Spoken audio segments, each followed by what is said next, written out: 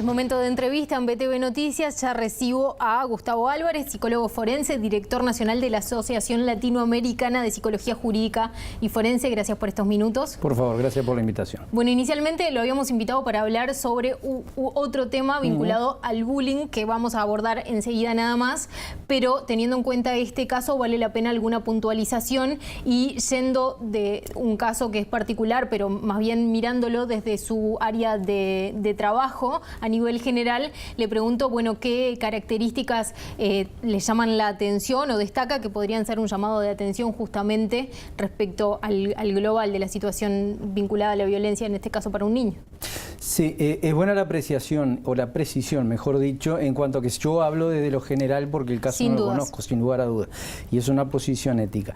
De todas maneras, desde el punto de vista forense, una conducta emitida con estas características es bastante reveladora de cosas que no se han jugado con anterioridad y que dan este factor precipitante que termina en esta muerte violenta de este niño, ¿no? Y acá podemos dividir las variables entre lo biológico, entre lo social y lo educacional. Desde lo biológico, la neuroimagen viene arrojando cada vez más elementos en cuanto a que hay determinados cerebros que funcionan de diferente manera.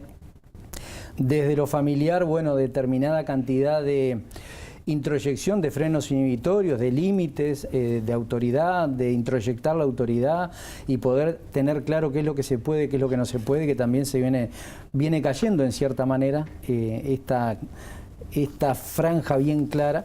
Y desde lo social también se viene jugando una cantidad de cosas en donde también es bastante borroso y borroneado el límite entre lo individual, entre lo genérico, entre lo público, en donde las conductas violentas y agresivas gratuitamente se vienen dando sin ningún tipo de consecuencia muchas veces, ¿no? ¿Hay características de una personalidad, hay rasgos de una personalidad que puedan ser señales de atención, que deberían ser tratados, y eso se lo digo a nivel general justamente, pensando en este caso y en este presunto homicida que es señalado por la Fiscalía? Sí, desde el punto de vista forense es muy difícil que alguien debute con este tipo de conductas. Lo estadísticamente más consistente es que durante mucho tiempo se han emitido conductas de bajo ruido, contactos con la ley, como indagado, como presunto autor, tipo de conductas violentas y agresivas, no de este calibre obviamente, pero siempre hay un repertorio conductual previo y sobre todo cognitivo, de manera de decodificar al otro y al mundo. En general, que es una falta de empatía, o no poder ponerse en el lugar del otro, no tener resonancia afectiva ante el dolor de un otro, de un semejante, ¿no? La manipulación, la mentira, son todas características que en general tienen este tipo de personalidades. Claro está, y acá es muy fácil satanizar o la droga o la crianza. Bueno, ni todos los que se drogan, ni todos los que tienen determinado tipo de crianza o ausencia de educación cívica me refiero, no estrictamente académica, terminan haciendo esto.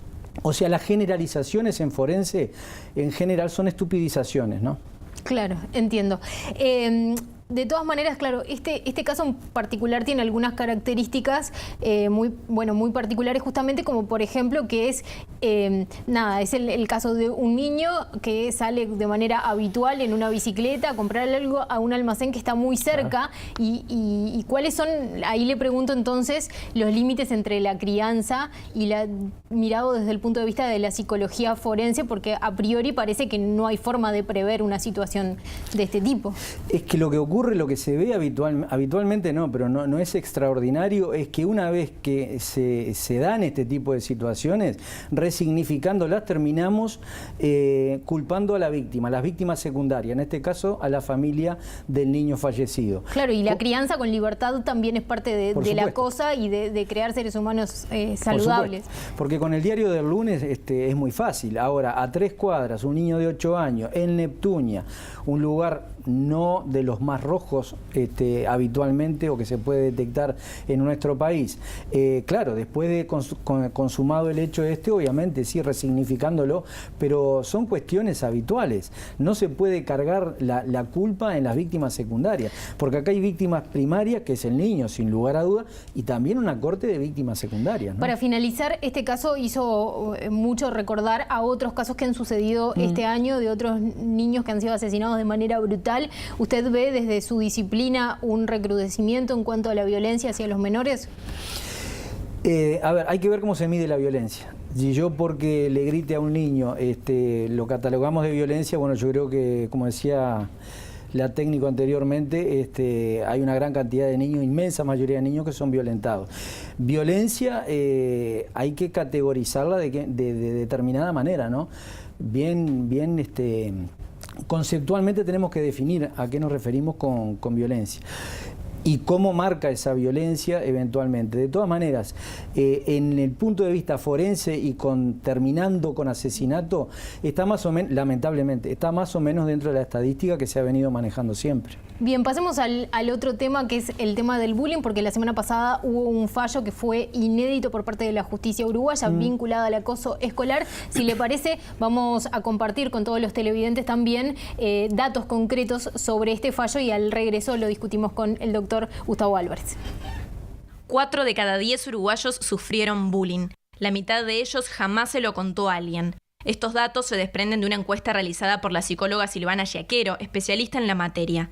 Además, según cifras del Ministerio de Salud, 1 de cada 5 adolescentes uruguayos que intentó suicidarse fue víctima del acoso de sus pares. Semanas atrás, un fallo judicial histórico sentó un precedente en relación al acoso escolar.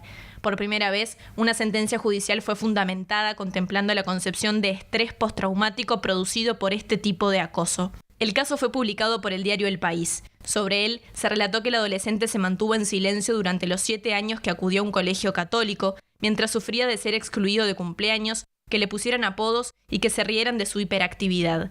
Hasta que un día contó todo a su madre, lo que sufría y el nombre de quien venía siendo su hostigador. Los padres tuvieron una reunión con el director del liceo, pero este se negó a cambiar al adolescente de clase. La familia procedió entonces a hacer la denuncia policial contra el hostigador.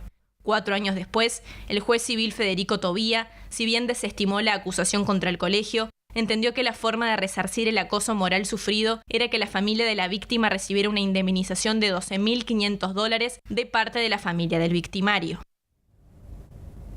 Bien, este caso tiene muchas aristas muy interesantes para discutir y para analizar. Lo primero que le pregunto es qué puede ser catalogado como acoso escolar y qué no puede ser catalogado como acoso escolar en este contexto. Sí, es una buena pregunta porque para poder abordar algo primero tenemos que saber de lo que estamos hablando, ¿no? Y poder discriminar. El acoso escolar, que tiene muchos puntos de contacto con el acoso laboral, primero es un acto violento, sin lugar a duda. Ese sí es un acto violento concretamente, mantenido en el tiempo, ejercido entre pares y que tiene una clara conciencia del daño que está cometiendo y persiste en emitir la misma conducta. Eso es acoso escolar. Bien, ¿y qué consideraciones deberían hacer las instituciones que tienen que enfrentarse a estos focos de violencia adentro de las instituciones educativas? Mire, de repente queda claro de la siguiente manera. ¿Quiénes son los protagonistas del acoso escolar? El victimario y la víctima, sin lugar a duda. La familia del victimario y de la víctima. Y también la tribuna, que se divide entre activa, o sea, que promueve y habilita, la pasiva, que ve y no hace nada, y por último la institución. Y la institución juega un rol preponderante. Las instituciones deberían tener, a mi modesto modo de ver, deberían tener determinados protocolos de acción ante determinadas situaciones, que se disparen rápidamente cuando hay una denuncia o una percepción de que hay algo que no está funcionando bien. Para finalizar, Álvarez, este fallo que de última tiene una remuneración económica para indemnizar el daño, ¿puede ser un punto de inflexión en el tratamiento de este tema? ¿Cómo lo visualiza? Y yo creo que jurídicamente es un hito bien importante, ¿no?